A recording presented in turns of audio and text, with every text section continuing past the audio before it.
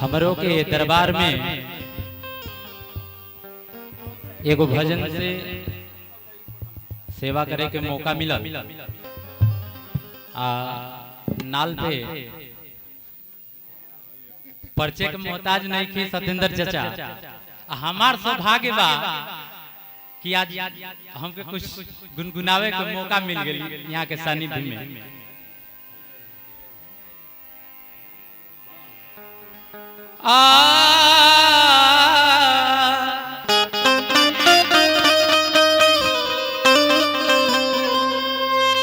एक दिन श्याम की खोज में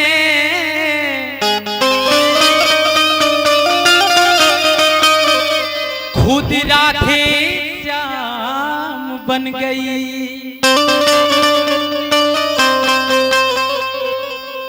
पूछने लगी अपनी सखियन से मेरी राधा कहाँ गई।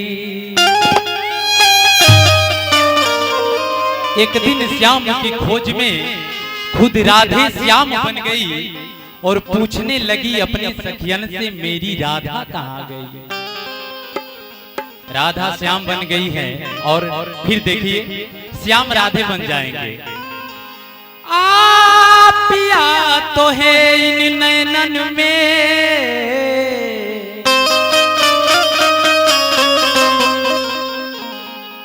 पलक ढाप तो है लूं ना मैं देखूं गैर को ना तो है देखने दूं।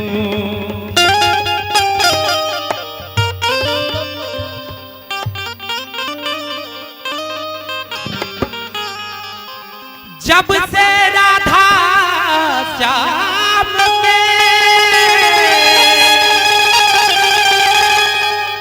नैन हुए हैं चार, श्याम बने हैं राधिका और राधा बन गई श्याम।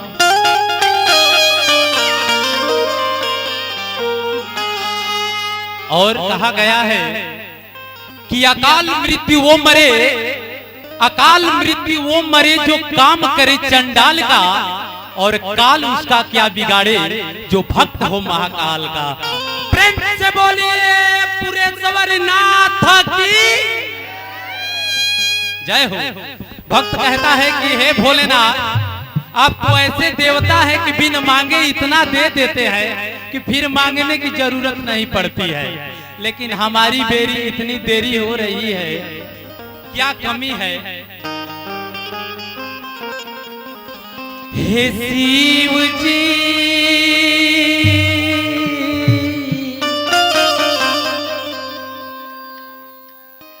बड़ी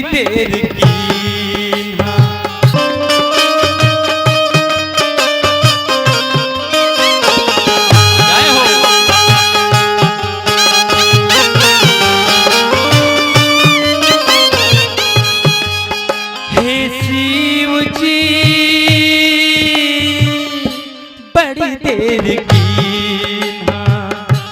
बेरी हमारी बड़ी देर की ना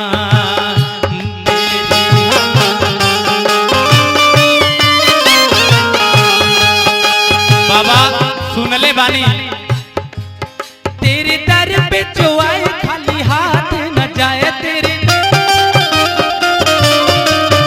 तेरे दर पे जो आए खाली हाथ न जाए।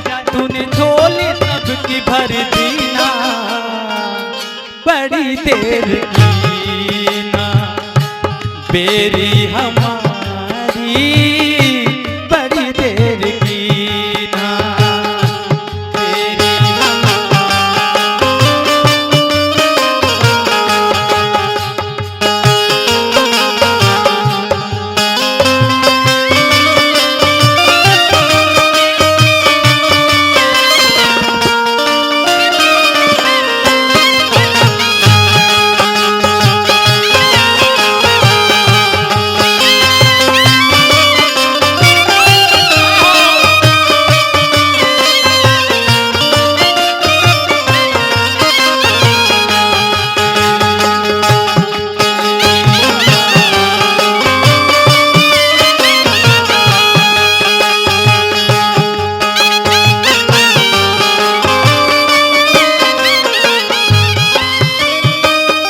और ये पुरस्कार चाचा जी की तरफ से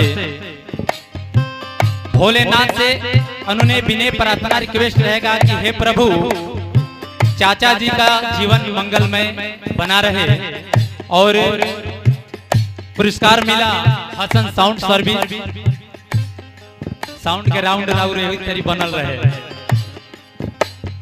हमारा गुरु जी के तरफ से आशीर्वाद पुरस्कार ना आशीर्वाद कहब। आ बाबा के अद्भुत रूप बा, सिर पे जटा है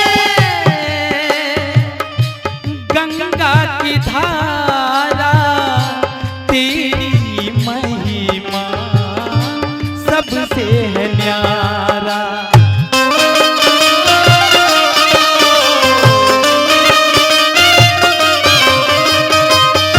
सिर पे जटा है गंगा की धारा, तेरी महिमा सबसे है न्यारा।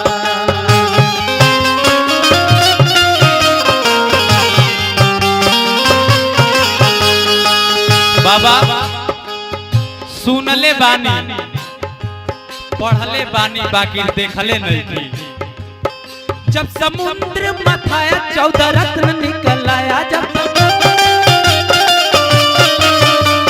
समुद्र मथाया 14 रत्न निकल आया, तुझे जहर पड़ा था पीना बड़ी देर कीना, बेरी हमारी बड़ी देर कीना।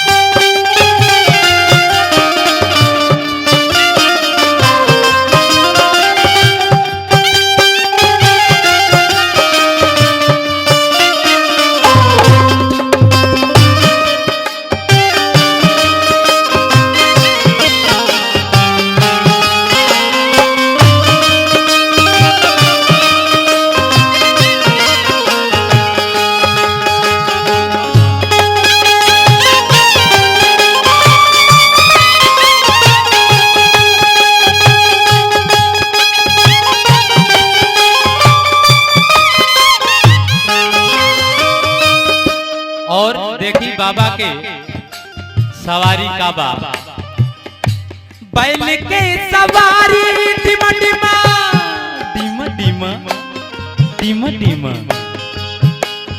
डिमा डिमा डिमा डिमा डमरू के होला, मस्त रहेला खा के भांगे के गोला।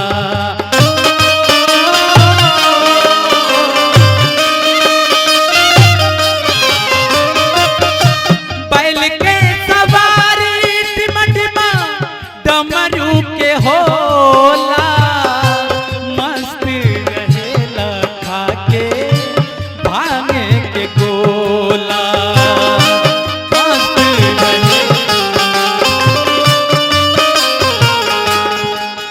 हाथ जोड़ी कहो तानी सुनी ओ घड़दानी, हाथ जोड़ी कहो तानी सुनी ओ घड़दानी, जब छोड़ के तोहके कहीं ना बड़ी देर की ना, बेरी हमारी बड़ी देर की ना,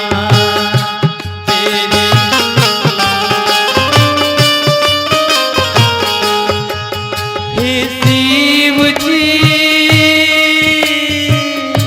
बड़ी देर की ना, बेरी हमारी बड़ी देर की ना, बेरी हमारी।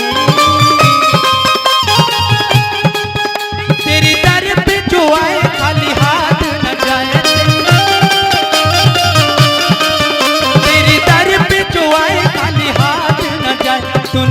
झोली सबकी भर